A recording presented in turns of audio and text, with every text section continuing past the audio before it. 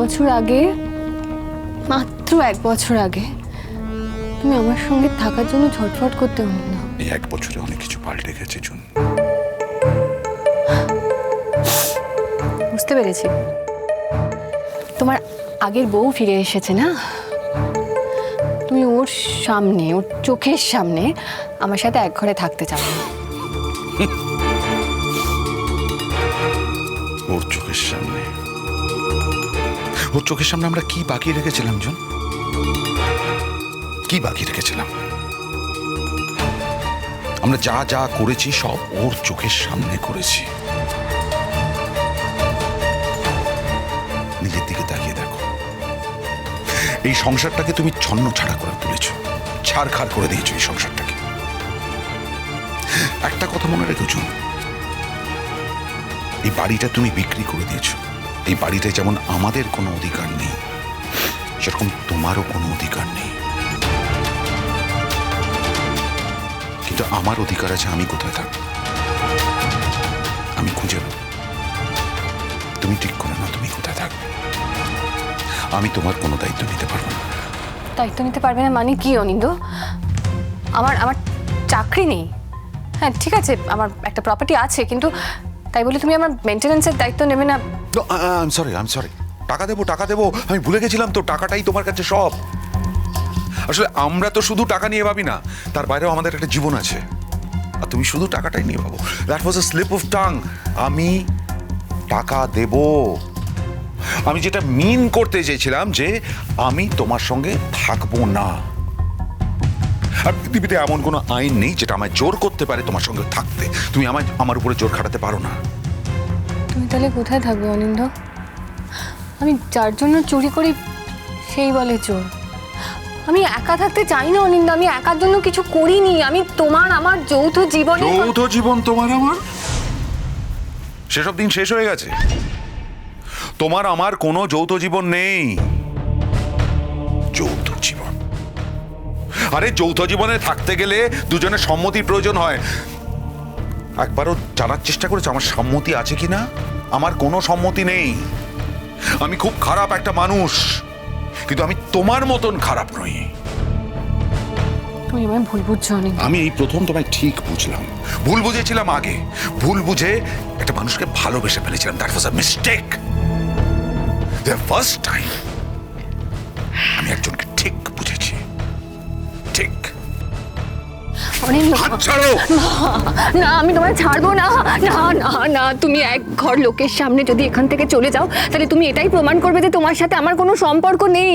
আমি এটা প্রমাণ করতে দেবো না অনিন্দ। আমি এত সহজে হেরে যাবো না সবার চোখের সামনে। কি করবে তুমি?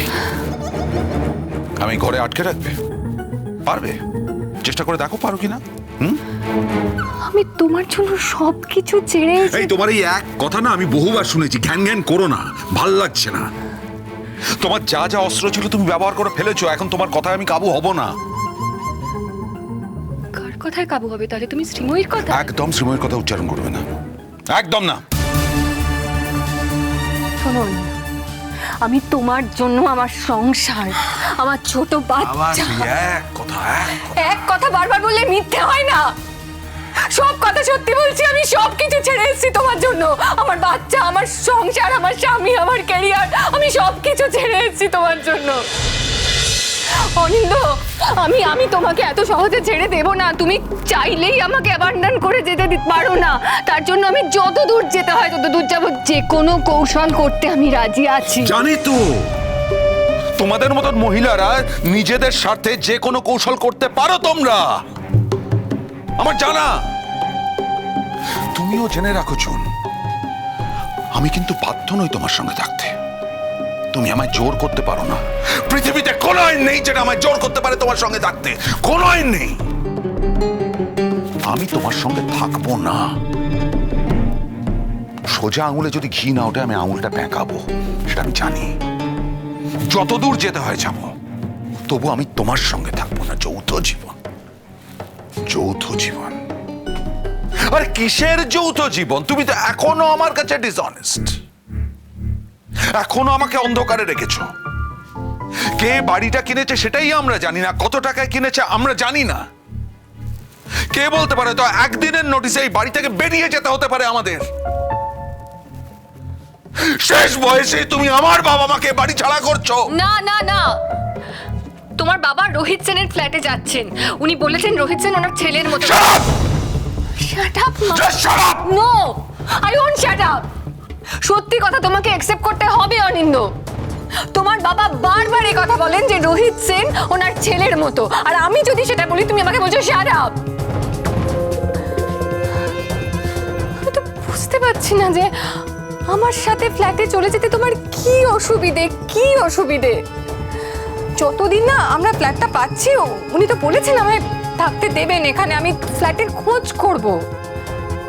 অসুবিধে কি হচ্ছে? অনিন্দ, তুমি কিন্তু এটা করতে পারো না। আমাকে যদি এই বাড়ি থেকে চলে যেতে হয়, আমি কিন্তু একা যাব না অনিন্দ, আমি তোমাকে সঙ্গে নিয়ে যাব।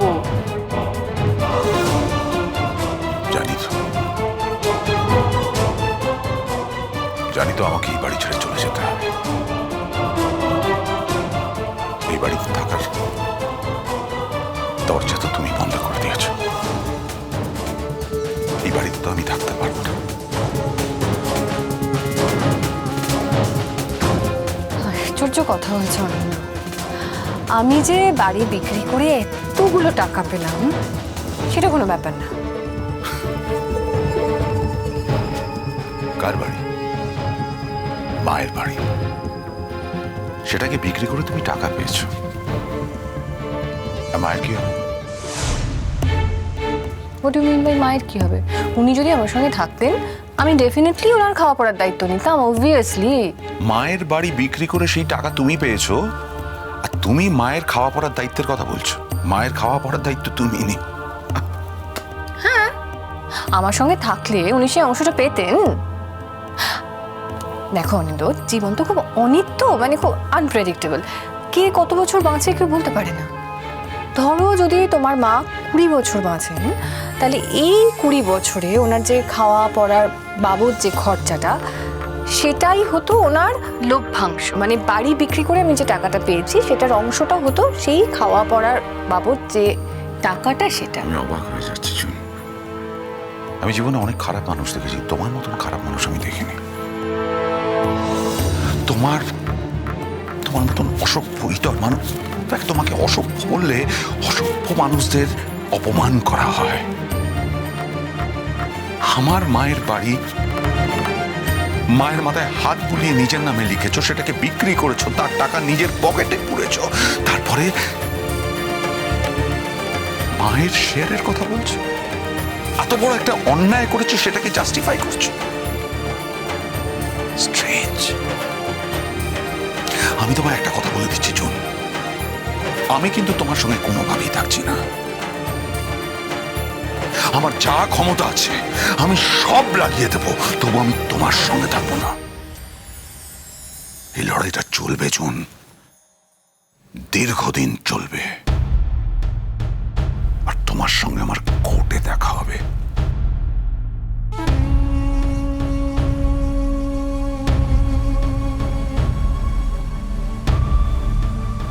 যেমন করে হোক তোমাকে আমি ফেরাবো অনিন্দ।